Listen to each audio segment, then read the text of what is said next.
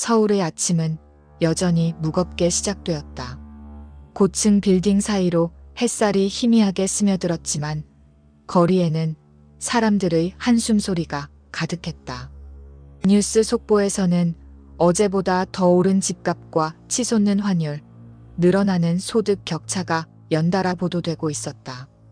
사람들은 이를 보며 분노했고 정치권은 언제나 그랬듯 책임을 남에게 돌렸다. 민주당 의원들은 기자회견에서 연달아 말했다. 집값이 오른 것은 이전 정부의 부동산 정책 실패 때문입니다. 우리는 잘못이 없습니다. 시민들은 그 말을 들으며 분노했다. 하지만 여전히 현실은 바뀌지 않았다. 임대료는 계속 오르고 전세는 귀해졌으며 작은 가게 주인은 매달 임대료와 세금에 허덕였다. 환율 문제도 마찬가지였다. 수입 물가가 오르자 민주당 관계자들은 손을 내저으며 말했다. 환율이 오른 것은 전 정부가 외환 관리를 제대로 하지 못했기 때문입니다. 우리는 아무런 책임이 없습니다. 사람들은 웃지 못했다. 장을 보러 마트에 간 주부는 바나나 한 송이 가격이 2배로 오른 것을 보고 머리를 감싸쥐었다. 젊은 직장인들은 해외여행은 꿈도 꿀 수 없었고 친구들과 모임에서조차 소소한 소비조차 망설여야 했다. 소득 격차 문제는 더 심각했다. 민주당은 매번 부자들이 사회적 책임을 다하지 않기 때문에 격차가 커진다고 말했다. 사람들은 부자들을 미워하게 되었고 그 분노는 하루하루 커져만 갔다. 정부가 아무리 지원금을 뿌려도 장바구니는 점점 비어갔다. 청년들은 아르바이트로 겨우 생활비를 버텼고 중년 직장인은 세금과 대출 상환에 허덕이며 지쳐갔다. 산재 사고가 발생하면 민주당은 즉시 기업이 안전관리를 소홀히 했기 때문이라고 주장했다. 언론은 이를 반복 보도하며 정부가 잘하고 있다는 이미지와 함께 문제를 외부로 돌리는 듯한 분위기를 만들었다. 시민들은 처음에는 동조했지만 시간이 갈수록 회의감이 커졌다. 왜 항상 누군가를 탓하고 정작 정책 실행과 책임 있는 결정은 이루어지지 않는지 의문을 품게 되었다. 그러던 어느 날 상황은 완전히 달라졌다. 리짜이밍 대통령이 국회 연설을 통해 국민 앞에 섰다. 그는 조용히 시작했다. 지금까지 많은 사건이 있었습니다.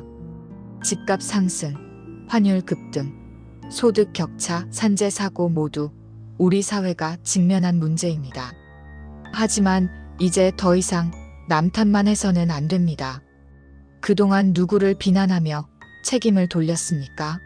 전 정부, 부자, 기업, 언론 모두 외부였습니다. 그러나 지금 눈앞의 현실은 우리 모두가 해결해야 할 문제입니다. 국민들은 숨을 죽였다. 처음으로 정치인이 남 탓을 멈추고 직접 책임과 해결 의지를 말한 순간이었다. 리짜이밍은 연설을 이어갔다. 집값과 환율 문제는 경제 정책의 기본과 구조에 달려 있습니다. 더 이상 이전 정부를 탓하거나 기업과 부자를 비난만 할 수 없습니다. 정책을 만들고 실행하는 것은 지금 여기 있는 우리입니다. 소득 격차 문제도 산재 사고 문제도 책임을 떠넘길 수 없습니다. 해결은 오직 우리에게 달려 있습니다.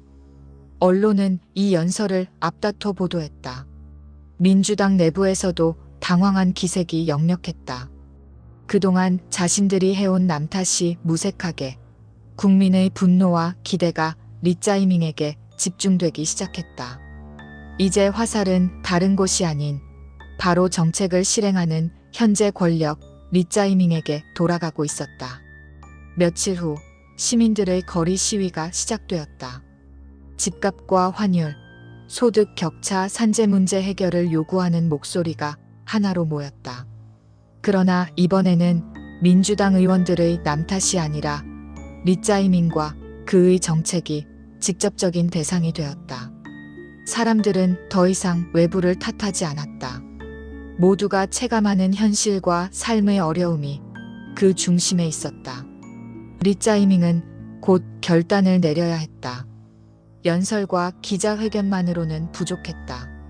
정책을 직접 설계하고 실행하며 국민의 불만과 요구를 현실로 바꿔야 했다. 그는 밤늦게까지 자료를 검토하고 경제, 부동산, 노동, 안전 분야 전문가들과 회의를 이어갔다. 한편 거리는 여전히 불안했다. 시민들은 이제 더 이상 남을 탓하지 않고 현실과 권력에 책임을 요구하며 목소리를 높였다. 결국 남 탓만 하던 정치권의 태도는 사라지지 않았지만 현실의 화살은 리짜이밍에게 향했다. 그가 어떤 결정을 내리느냐에 따라 국민의 삶은 바뀌었고 그 책임은 피할 수 없었다.